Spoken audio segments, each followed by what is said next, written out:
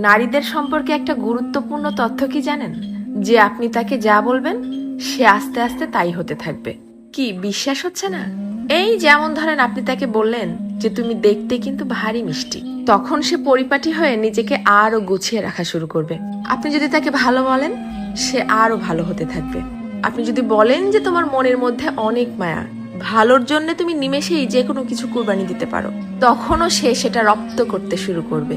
কিন্তু যখনই আপনি তার খুঁত ধরা শুরু করবেন, তার ছোট ছোট ভুলগুলোকে বড় বানিয়ে তাকে সবার সামনে অপমান করে ছোট করবেন, সে এটা পারে না, সে ওটা করে না, সে একজন বেয়াদব, সে একজন অসভ্য, মুখে মুখে তর্ক করে, সে একজন মারাত্মক রাগী তেজি জিদ্দি মহিলা, এ ধরনের কথাগুলো যখন তাকে কষ্ট দিয়ে বলবেন, সে কিন্তু আস্তে আস্তে তাই হতে থাকবে। কারণ তখন সে ইতোমধ্যেই জেনে গেছে যে আমার আর ভালো কিছু প্রকাশ করার মতো কিছু নেই।